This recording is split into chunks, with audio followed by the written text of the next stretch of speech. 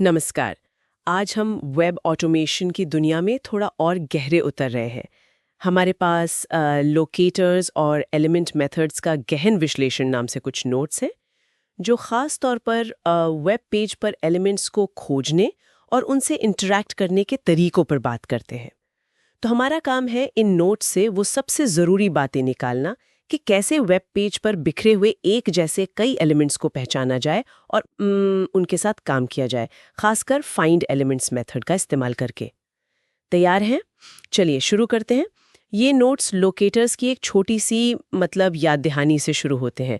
ID, name, link text, XPath वगैरह तो हैं ही, लेकिन आज हमारा खास ध्यान टैग नेम और क्लास नेम पर है, क्योंकि अक्सर यही वो लोकेटर होते हैं जिनसे हमें पेज पर एक से ज्यादा एलिमेंट मिलते हैं, है ना? बिल्कुल सही कहा। यही वो स्थिति है जहां फाइंड एलिमेंट, जो सिर्फ पहला मैचिंग एलिमेंट ढूंढता है, उसकी जगह फाइंड एलिमेंट्स मेथड काम आता है। सोचिए आपको पेज के सारे लिंक्स, मतलब टैग वाले चाहिए, या सारे खास तरह के बटन। फाइंड एलिमेंट्स आपको उन सभी मैचिंग एलिमेंट्स की एक पूरी लिस्ट पकड़ा देता है। ये एक एलिमेंट नहीं बल्कि एक कलेक्शन है, एक समूह। अच्छा, यानी एक साथ कई एलिमेंट्स का गुच्छा मिल गया। और नोट्स बताते हैं कि इस गुच्छे में कितने एलिमेंट हैं, ये जानने के लिए डॉट साइज मेथड है। फिर हर एक तक पहुंचने के लिए या तो डॉट गेट इंडेक्स से उसका नंबर बताकर उसे पकड़ो, या फिर एक लूप चलाकर सबके साथ कुछ करो, जैसे हर लिंक का टेक्स्ट डॉट गेट टेक्स्ट से निकाल लो। ये तो काफी सीधा लगता है। हाँ, ये बुनियादी तरीके हैं, बिल्कुल। लेकिन असली मजा तब आता है जब आपको उस लिस्ट में से भी कुछ खास चुनना हो। नोट्स में बताया गया है कि लूप के अंदर इफ कंडीशन लगाकर आप कैसे इस लिस्ट को छान सकते हैं।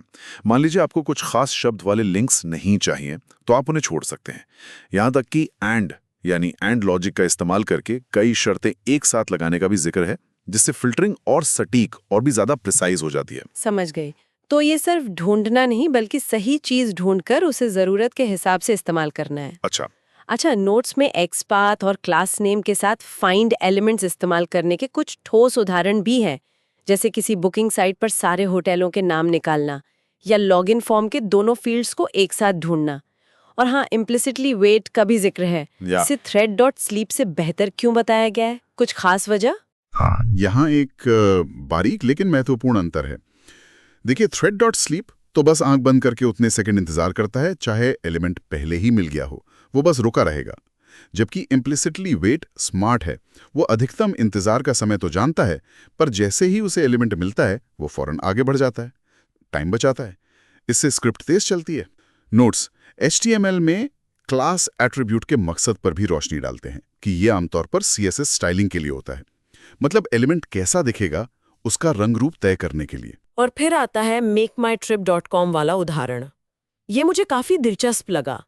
किसी एक खास फ्लाइट नंबर से जुड़े व्यू प्राइसेस बटन को क्लिक करने के लिए इतना लंबा और जटिल एक्सपाथ क्यों बनाया गया? ये क्या दिखाता है? ये दिखाता है कि एक्सपाथ कितना शक्तिशाली है, खासकर जटिल वेब पेजों पर। यहाँ खूबी ये नहीं कि सिर्फ व्यू प्राइसेस बटन ढूंढा गया, बल्कि उस व्यू प्राइसेस बटन को ढूंढा गया जो एक खास फ्लाइट नंबर के साथ जुड़ा था।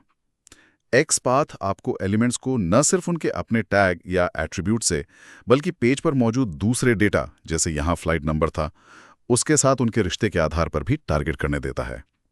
डायनेमिक वेबसाइट्स के लिए ये क्षमता बहुत जरूरी है, बहुत काम आती है। वाह, यानी पेज पर मौजूद जानकारी के आधार पर सटीक निशाना लगाना कमाल है। और इसी से जुड़ा एक और सवाल नोट्स में था, अगर सारे फ्लाइट के दाम चाहिए तो फिर कैसे करेंगे? बिल्कुल, और उसका जवाब भी उतना ही सरल था। बस एक्सपाथ से वो खास फ्लाइट नंबर वाली शर्त हटा दीजिए। सिंपल। इससे फाइंड एलिमेंट्स आपको उस तरह के सारे बटनों की लिस्ट दे देगा, जितने भी होंगे। ये उदाहरण इस बात की तरफ भी इशारा करता है कि आगे चलकर डेटा निकालने, जैसे टेक्स्ट में लिखे दाम को नंबर में बदलना और उसे प्रोसेस करने जैसी चुनौतियां भी आ सकती हैं। तो कुल मिलाकर आज की बातचीत से ये साफ है कि फाइंड एलिमेंट्स और सही लोकेटर का चुनाव वेब पेजों से बड़े पैमाने पर जानकारी निकालने या एक साथ कई एलिमेंट्स पर काम करने के लिए कितने ज़रूरी हैं। खासकर एक्सपाथ जैसी तकनीकें हमें मुश्किल हालात में भी सही एलिमेंट तक पहुंचा सकती हैं। सही कहा। मुख्य बातें यही हैं: सही लोकेटर पहचानना, फाइंड एलिमेंट्स का इस्तेमाल करना जब एक से ज़्यादा आइटम चाहिए हों, मिली हुई लिस्ट को ज़रूरत के हिसाब से फिल्टर करना और इंतज़ार के लिए इम्प्लिसिटली वेट जैसे स्मार्ट तरीके अपनाना। thread.sleep से बचना।